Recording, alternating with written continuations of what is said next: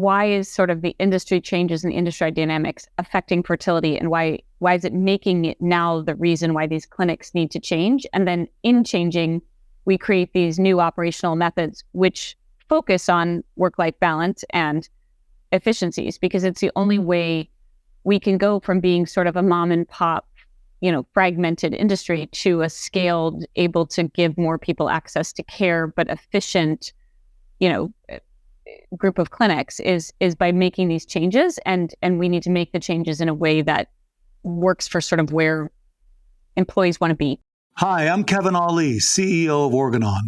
And at Organon, we're committed to engaging with leaders across reproductive medicine.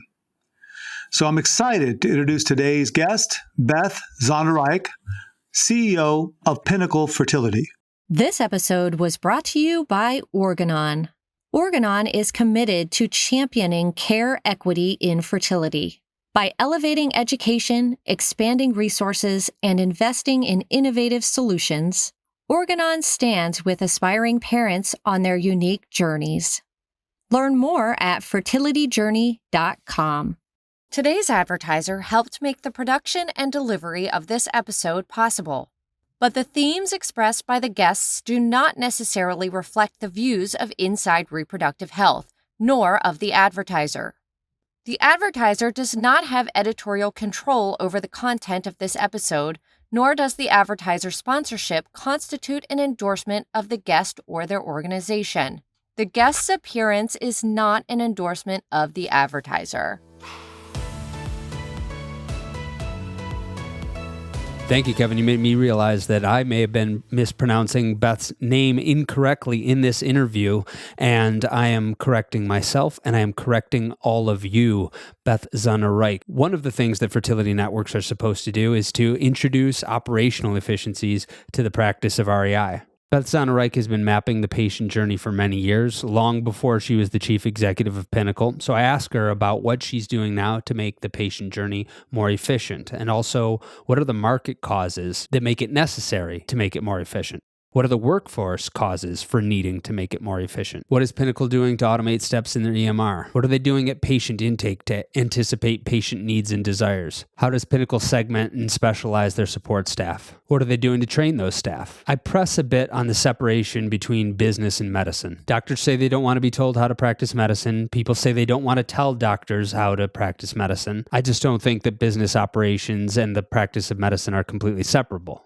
I asked Beth about that. I also ask about the private equity timeline. I think there's too much evidence to the contrary that private equity just tanks the standard of care. I don't buy that, not across the board anyway. But I do think it might be the case that private equity-backed companies don't make enough necessary investments for the long term, because the timeline for the return on investment is too short. I asked Beth about that too. When we talk about workforce, I think Beth is a little more generous than I am in comparing generational work ethics. But I think the point's the same, that the only way you'll get even as much out of the current and incoming workforce as you did from previous workforces, let alone get more out of them, is by using technology and systems to make them a lot more efficient. Let me know what you think. Send me an email and enjoy this conversation with Beth Zoneraich. Ms. Zoneraich, Beth, welcome to the Inside Reproductive Health podcast.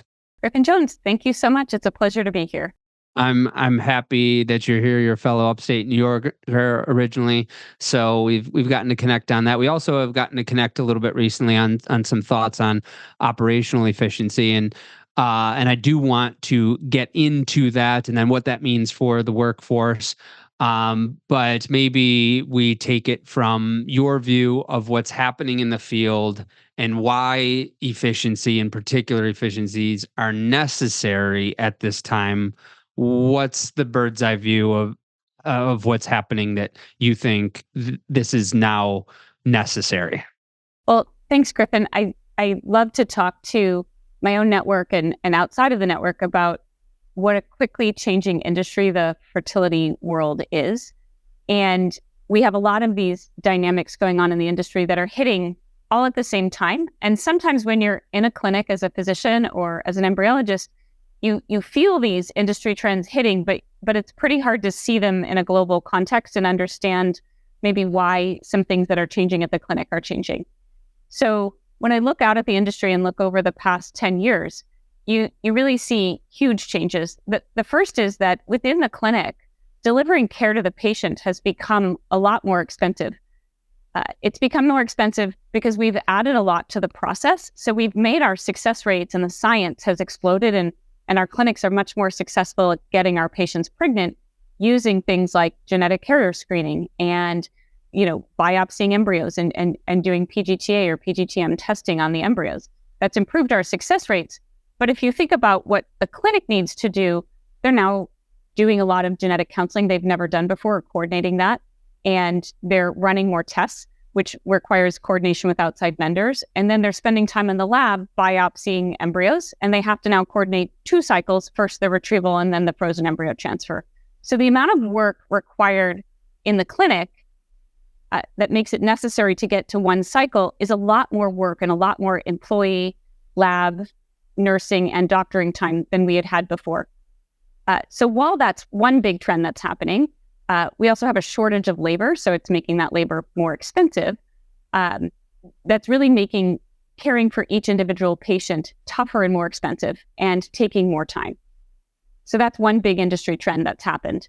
A second is, at the same time that was happening, more and more employers have decided that offering fertility benefits is a needed part of what they should offer their employees, because everyone should have the right to have a family if they want one. And so it's a wonderful trend to see more and more employers offering this care. And with more coverage, more patients are showing up at our door wanting coverage. So it's taking us more time to see them. It's more expensive to see them and service them. More employers are covering it, but we're actually getting reimbursed a lot less on the back end for each cycle that gets covered. So when you see all these trends happening, a lot of times what we're seeing as we go in and either acquire clinics or come in to help clinics manage these industry trends, what you find is long wait lists of patients. It's hard to answer the phone. It's hard to get back to your patients. And patients get increasingly frustrated with the clinic because they're not getting the care that they really deserve and that they're wanting to have. And the staff of the clinics get super frustrated because they're working harder than they've ever worked before, trying to provide even better care than they were able to provide in the past, but they're getting yelled at all day by patients that are kind of angry with the process. And so what we're finding is a lot of people are either leaving the field or they're getting burned out, and they're not sure sort of where the future is going. And they don't realize that these industry trends are really what's causing a lot of this. So when we're in clinics, sometimes we'll hear people frustrated with doctors or frustrated with administration. And really what's happening is these industry trends are playing out every day in our clinics and making our employees feel stressed and tired and not sure sort of which patient they should see first and where they should head next. So one of the things that I wrote down that you mentioned is that things are taking more time. Now, what specifically is taking more time? Well, I think if we go back 10 years, right, people would come in and they would almost entirely be self-pay patients. So they'd sign a contract and they would get started with their testing and their treatment cycle. Tend to be that treatment cycle would have been 1 cycle. They would coordinate that patient to have a retrieval, and then X number of days later, they would have a fresh transfer.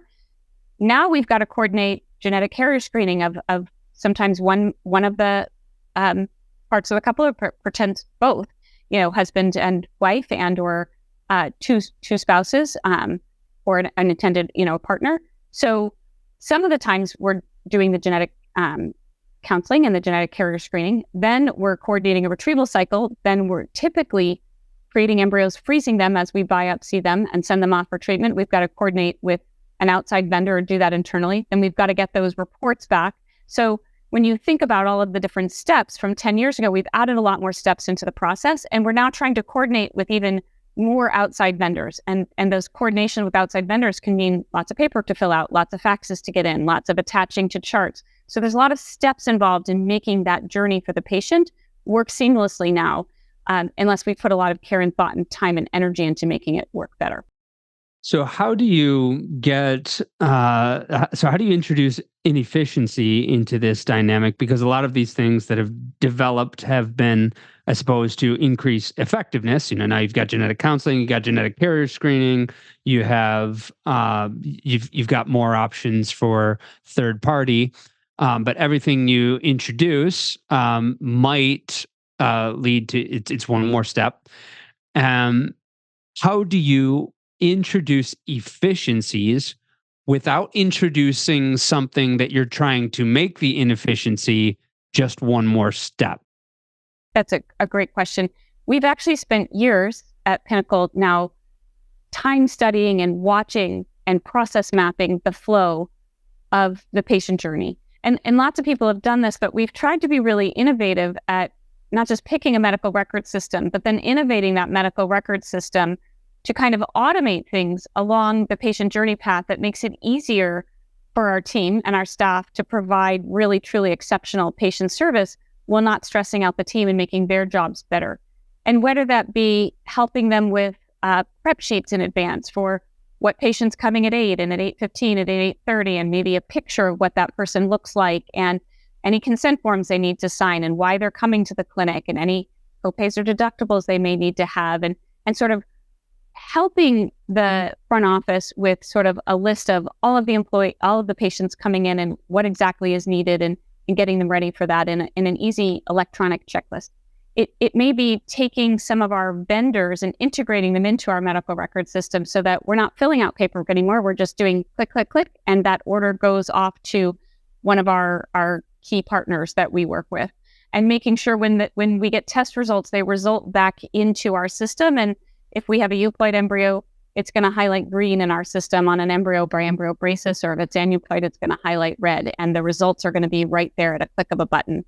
But that we use automation and technology to take some of the really difficult paperwork steps out of what our employees are doing every day for our patients, and automate some of that to make their job easier and more focused on providing the amazing patient care that they love to provide.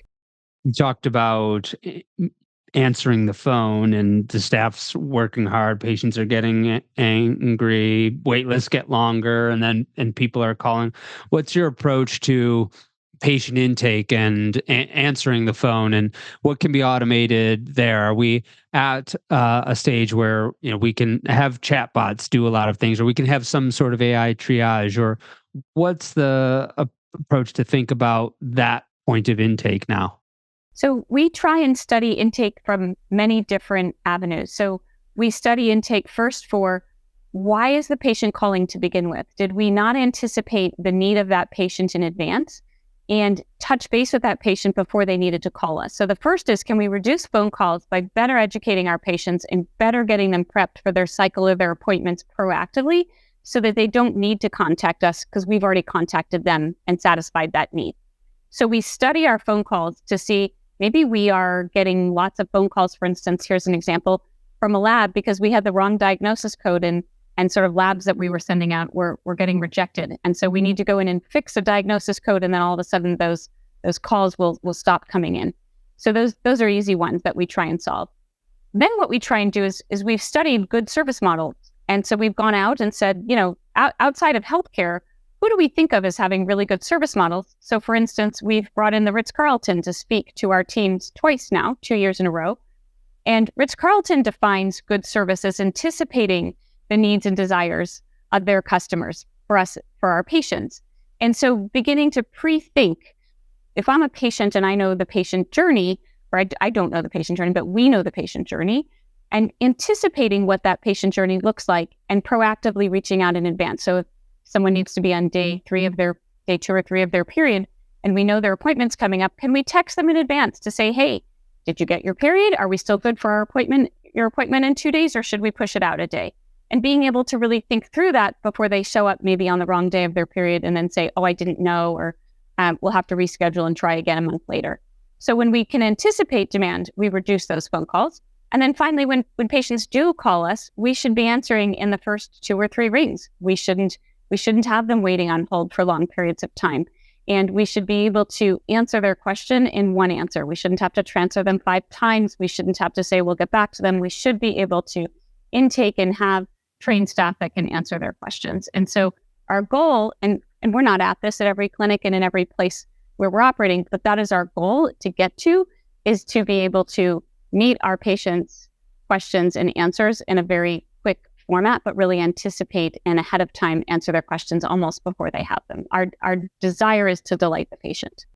What's your point of view on centralized call centers? Because my point of view when working with smaller practices was that the roles that front desk staff had weren't specialized enough. They were pulled in too many directions, and they had to be because they just didn't have the volume to have these four people are the people that handle new patient scheduling, and these three people are the people that welcome new patients, and these other people are the folks that do the insurance verification, and so it seemed to me that they were kind of stuck in that inefficiency because they didn't have the scale to specialize. But as soon as they got to a certain threshold, I would recommend, okay, now get a dedicated new patient line, make that a different line than your existing patient line, because they have very different questions, very different needs.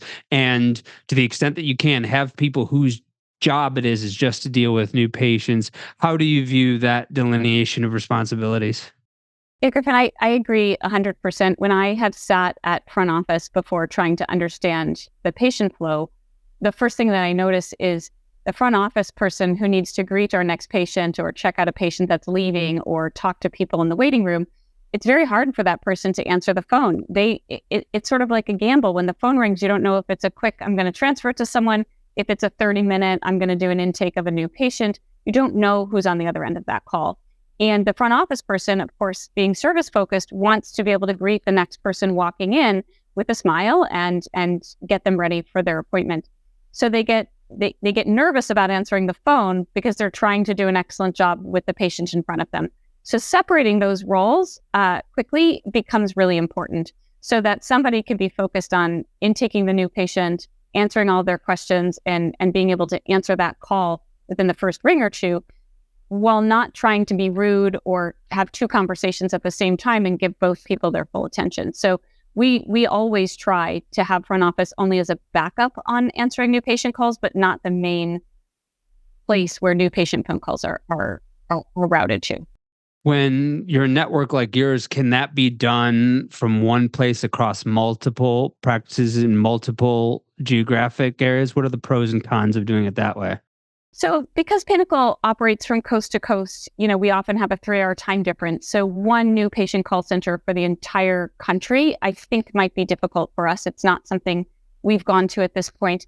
We also have such a large network that, having smaller specialized groups that understand all of the different practices and physicians, there are definitely nuances.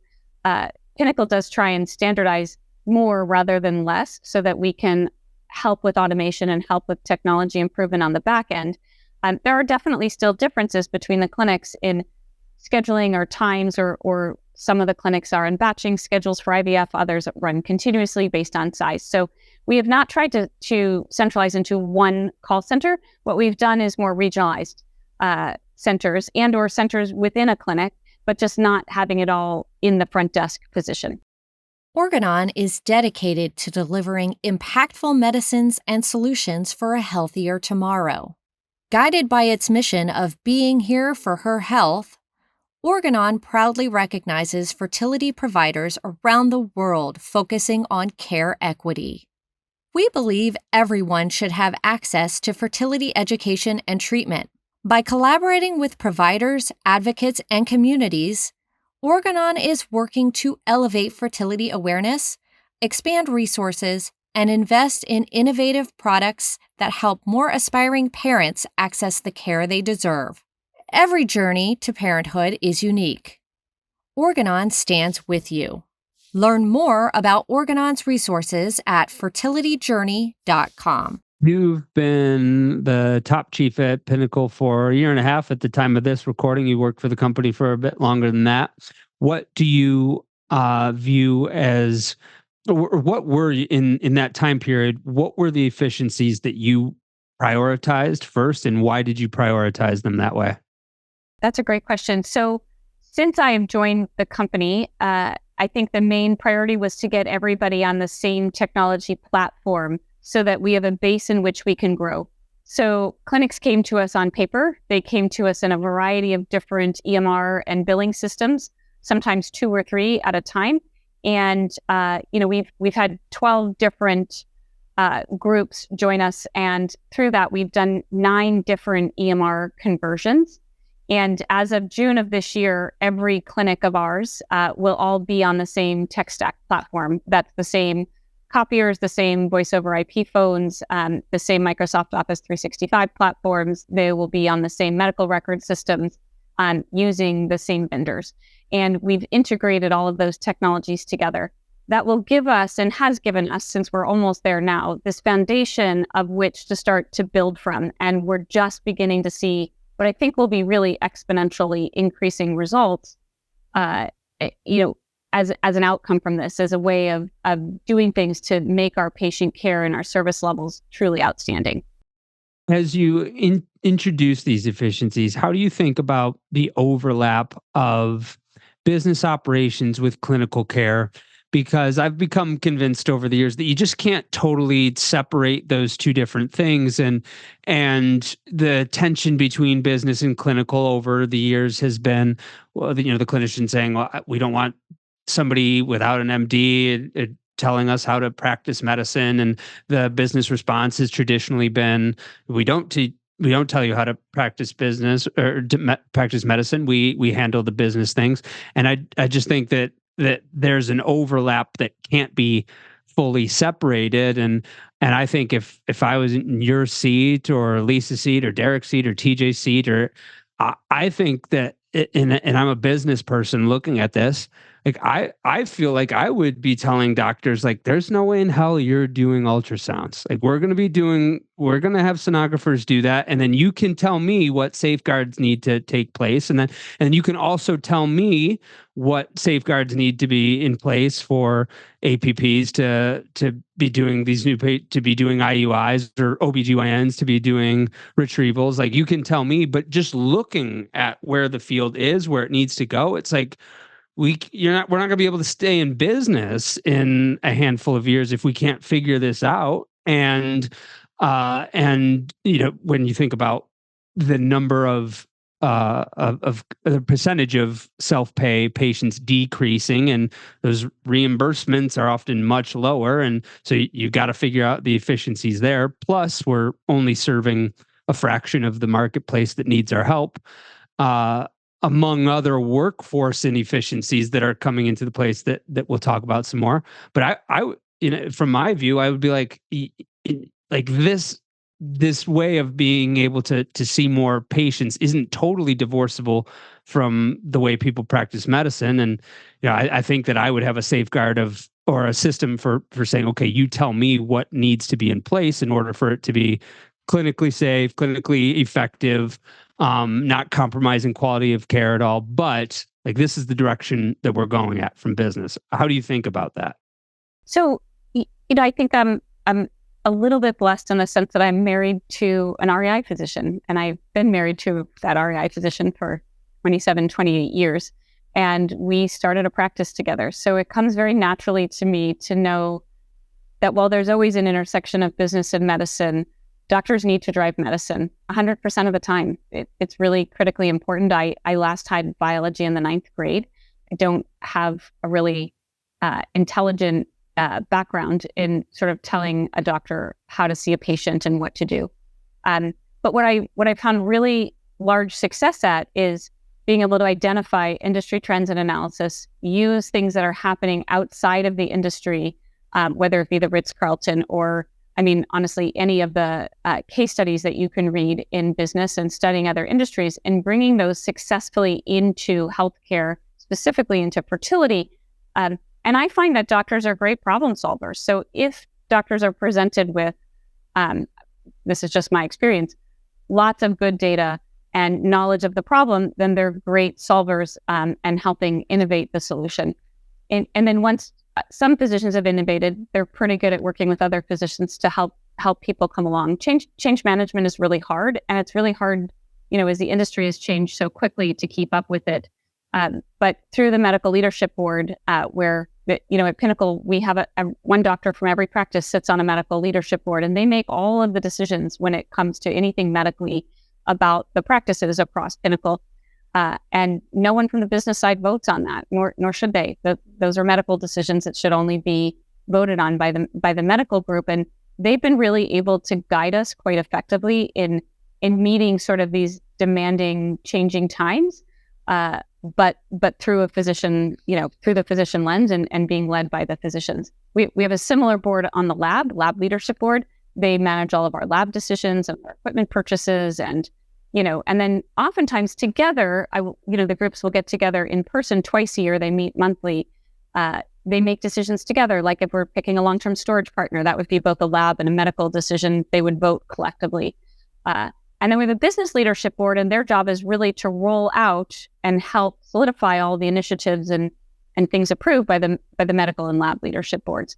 But while these sometimes conflict, in general, it is critical to us that we remain physician-led and that we still tackle the industry problems and the dynamics that are happening in the business. And we're finding a lot of success with that. We have lots of really active, good negotiations and good discussions. But I do believe that the physicians are leading us through this, and we're finding answers to those problems in ways that keep our patient care at the forefront of every decision we make. What about those things that they might need to, if like switch an EMR, or they might need to start using a software or something? And this is where I just don't feel like we can totally divorce the business operations from what quality of care is, because there's someone that I work with pretty closely and who's gone through IVF as a patient a couple of times, and had listened to a couple of the advertisers on our show that have talked about introducing efficiencies. And she said, I wish that I had that, because we felt like we were totally disconnected, and things just fell off the agenda, and people didn't follow back up with us, and it felt disorganized. And she said we almost quit our IVF cycle. And so it's like that's like a business operation, but it almost affected a clinical outcome, because she almost didn't stick with it. And so how do you think about that when you've got to get people to buy into something, and they might say, well, I think, I'm used to doing it this way, or I think that it's too in my wheelhouse of being a clinician. How do you bridge that gap? So we use data to bridge a lot of these gaps. So when we have opinion differences across the network, which you can imagine with 50 REI physicians, we have a lot of opinion differences. Like there's no doubt that not everybody agrees all the time. We use the vast amounts of data, since we're all on one system and have access to all this outcome data, to test theories and hypotheses and opinions, and try and put data behind it to try and see, well, does this specialized STIM protocol really help or work, or does something else really a trend look like it's something we need to follow or not follow?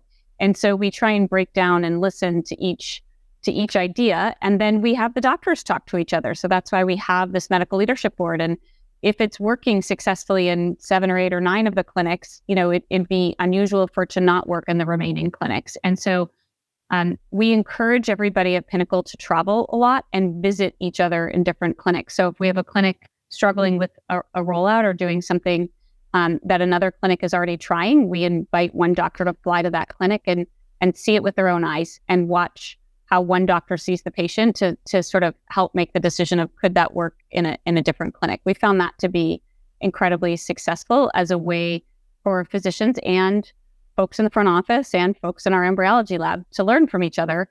And it's been very successful to date. And it's also brought the network closer together and made people enjoy working as a team, even if one works on one coast and one works on the other. Do you find that it follows that bell curve of the innovator to laggard bell curve, where on the far left end of the bell curve, you got innovators, then you've got your early adapters, and then you've got your late adapters, and then you've got your laggards? Do you find that you have a handful of people that are typically the people raising their hands to try anything, and then there's a cohort behind them that, okay, after those nuts have figured it out, then we'll implement it. And then there's a cohort behind them that says, okay, it looks like we're going in this direction. And then you've got your last handful that say, all right, we've got to do this. Do you find that it usually works in that trajectory? I do, and what's so funny is that works, but it's in so many different categories. So in some cases, if it's research, you have someone who's super passionate about research and they lead the network in research, and then they get everybody to come along and participate and do more studies. If it's on technology or innovation or the medical record system, I've got a bunch of early adopters, and they will test it out and get together, and they're actually on a subcommittee of our medical leadership board on technology, and they'll get it together and then they'll present it. What's really nice, though, is when you have this functioning network, then if we're rolling out, like for instance, in June, when we roll out our last clinic on the medical record system, we will send in 15 plus people. We'll send in physicians from 2 different clinics. We'll send in embryologists from a number of clinics. We'll send in front office people. And so as they're converting, they're not stuck with sort of somebody perhaps from the technology platform sitting there training them. They get that for sure. But they get the rest of their network that understands how to see patients every day and the role that they're training to sit for a week with those same like-minded folks. And so when the doctors go to chart after their first new patient consult in the new EMR system, they'll be sitting next to another REI doctor showing them the way, so that it's an easier transition and it's not as painful as it would have been otherwise, so that we're not trying to self-discover every time or make people go through the same pain points. We've also, as a network, gotten better at this. So our last rollout in Seattle with over 400 employees went spectacularly well, went way better than the first rollout we did with our first clinic. You talked about the market forces that are pushing this need for innovation. Let's talk a little bit about the workforce forces that are pushing this need for innovation. I was just at the ARM conference, and one speaker there said that if we do nothing, just based on the productivity of the workforce that's coming in versus the one that we've had, if we do absolutely nothing in terms of trying to see more patients, but even just to see the number of patients that we have, we'll need 30% more people in order to be able to do it based on productivity, or we'll have to see 30% less patients do 30% less cases in order to be able to see the same number of patients. Do you agree with that assessment? I do. And when I look at industry trends and data, we do see that. It's part of the reason we've started our own embryology school.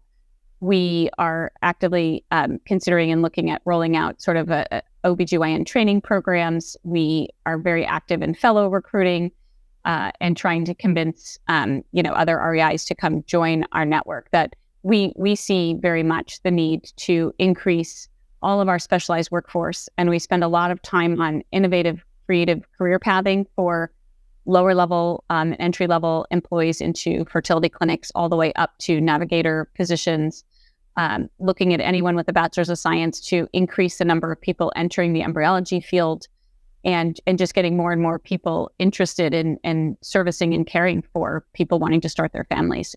It's a pretty easy industry to get passionate and excited about. So that makes it easy to recruit people, but we see that as the number one strategic issue facing us is not having enough staff. It's why the idea of using technology and integrations is so critical, so that you reduce the burden on your staff and perhaps need less of them for that reason, even though there's no question we need more than we have now, but just making sure we have enough to fill the gap, and that our training and culture and our ability to recruit and teach new people to enter into the fertility workspace is so critical to us. I think this person's point was that you'd need 30% more people just to get the same amount of work done, meaning the number of hours that people are willing to work, meaning the number, like what they're just able to do, if the hustle, for lack of a more precise term. I would be I put this out to any network listening, to any EMR listening. I would be so interested if people were to pull like 5-year age cells starting at age 35, because REIs finish fellowship at like 33 or something like that. So maybe like 35 to 40, 40 to 45, et cetera, up until maybe 60 retirement age. Do you think if you were to look at that, if you were to pull all of your REIs across all of your clinics, do you think that you would see a gradual drop off by those age cells? And maybe we would have to curve the data so that we were looking at it like when that clinician was of a certain age, but But do you think that you would see the younger docs doing less cycles than the older docs and seeing less patients than the older docs? I've never looked at the data that way, Griffin, so I don't know. What I would tell you is that I think not just with physicians, but I think folks have grown up watching their parents work really hard and are sort of demanding of their employer a reasonable work-life balance. And there really should be no reason why fellows graduating from fellowship programs right now should not be able to both have personal interests like being a parent and being an active parent and engaged with their child and being able to go to their kids' classroom sometimes or make medical appointments and be home for dinner at a reasonable hour and be a really active, busy REI physician. Like, we should not be asking our fellows to choose between those two paths, maybe the way older physicians felt like they had to pick.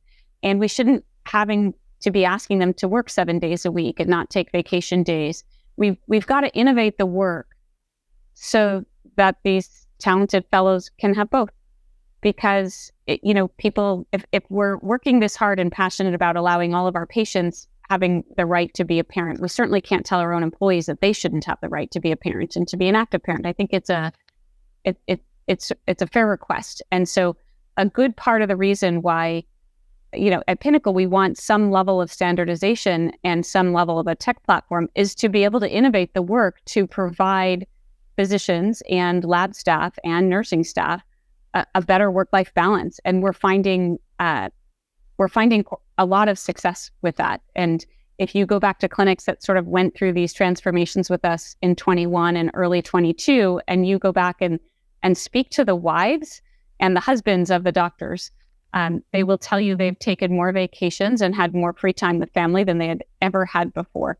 And it's because we've innovated the work. And we want to keep innovating that work so that younger doctors want to join us, and they want to join us so that they can practice world-class medicine and be home for dinner with their kids. But technology is necessary in order to do that, right? Because otherwise, it is an unreasonable request on their point, in my view. For example, if they're saying, well, I want to make $500,000 a year and I want to work 40 hours a week or less, and I want to be able to take 6 weeks vacation, and I want to have the 4-day weekend every month, and I want to be off for to be able to pop out for those school events, and I want equity in the company. Previously you would consider those things like a trade-off. Like, okay, you can work less, and then you can go pick your kids up from school and take a little bit more vacation. You're going to make less, but what's the saying? A luxury once sampled becomes a necessity, and that's not unique to REIs. That's true of every generation that's ever lived. Is that generation had this, so we expect that plus, without a whole lot of regard to the input that might have generated the output that they now set as the expectation.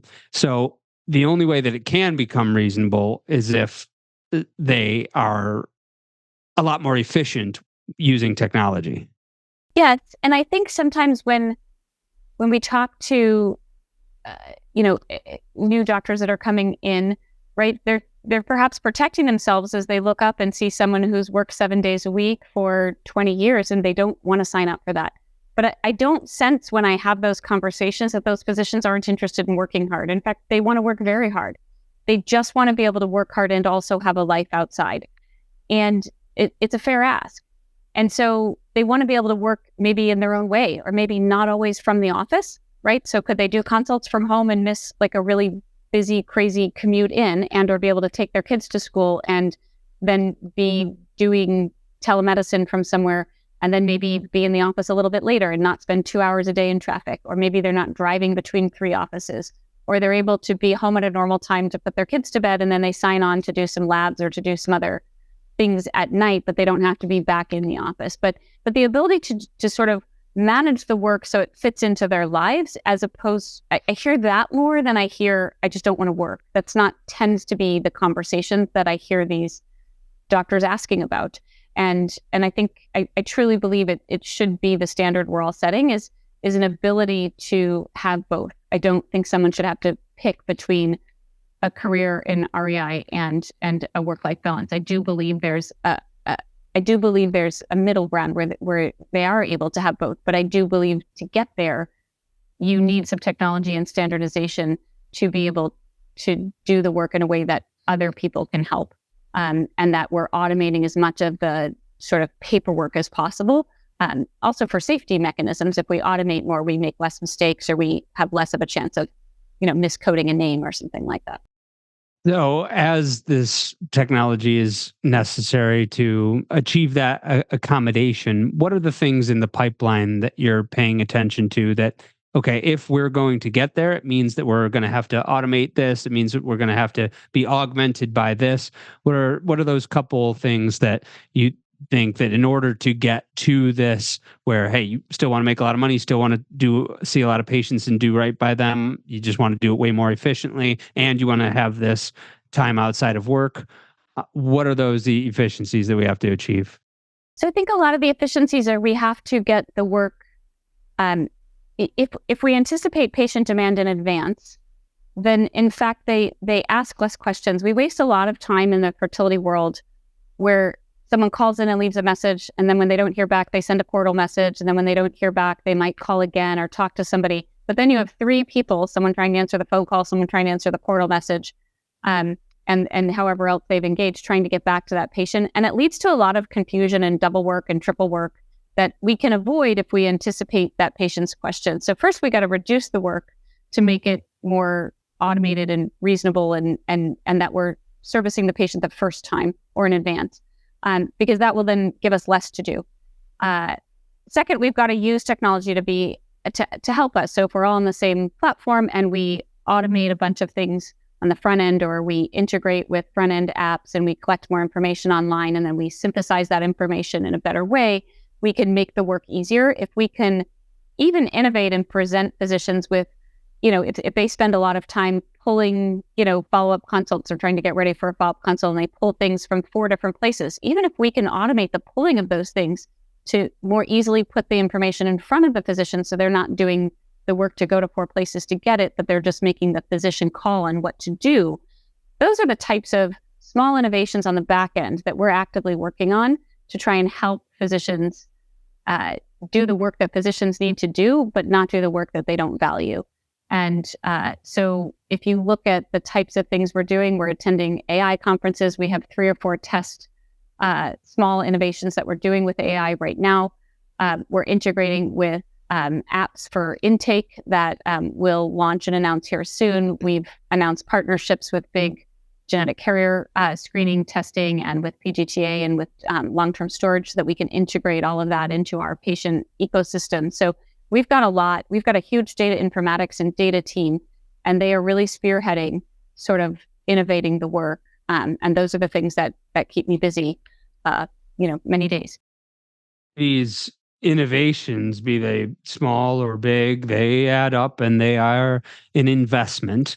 This is a topic that I've gone back and forth with different CEOs, with different people in different camps. I am not of the camp that private equity is bad because it's going to squeeze everything out. Because another recent example of different close friend of mine went to a clinic that is not private equity owned, is independently owned, and it was again another chaotic, disorganized situation. She was very dissatisfied with that experience. Went to another. Neither of these are Pinnacle clinics, by the way, and they're also in totally different parts of the country.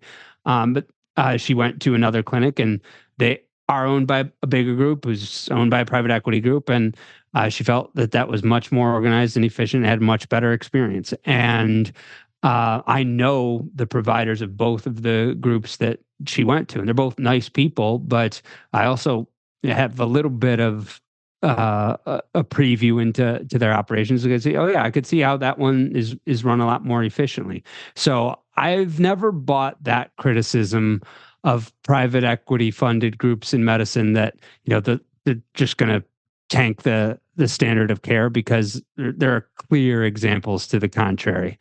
One criticism that I do tend to buy more is that the timeline necessary for returning the investment for limited partners in a private equity model can be too much of a barrier for introducing a lot of innovation. Like if you got a 3 to 7 year timeline, then you're looking at ROIs of like 18 months. And so every CEO says, well, we always look at the long term, and I'm just a bit incredulous about that. How do you view it? So innovation comes in my mind, less in a big bang theory and more in small, little innovations that add up to exponential results. So, there's no question that private equity has a time frame for exit, but I don't find that, maybe I'm lucky and I'm with a really, really good group, but I find Pinnacle Fertility to be probably one of the most innovative organizations I've worked with yet. And we're making really huge strides in progress. And, we do a lot of technology projects, and I have a lot of staff in technology that are really focused on this. And I found great support from our private equity group in encouraging this. I think the good private equity firms, and certainly ours, fully understand that profit is a result of amazing patient outcomes and patient experiences. That you don't go seek out profit, you seek out amazing patient experiences and outcomes. And the result of that is a profitable clinic. And so we're really focused very heavily on improving the patient experience and improving patient outcomes and investing in science and technology and research to the benefit of the patient. And again, I'm confident that profit will follow that, but it can't be the goal. The conclusion floor is yours, Beth. You can recap anything that you'd like to talk about with regard to efficiencies and innovation, whether it be from a market need or a workforce need, or if there's might be something important that I forgot to ask you. How would you like to conclude? I guess, Griffin, I would just conclude with a big thank you. I think your platform really brings together some great leaders and thinkers, and I enjoy listening to sort of the trends in the industry and what other groups are doing and what some of the vendors and apps are doing. So I appreciate that. And I appreciate you giving me the chance to come on and talk about sort of our view of what's going on in the industry and sort of Pinnacle's way of using technology and innovation to address some of those. So I just wanted to say thank you. Beth Zoneraich, CEO of Pinnacle Fertility. I look forward to having you back on. Thank you for coming on the Inside Reproductive Health podcast. This episode was brought to you by Organon. Organon is committed to championing care equity in fertility.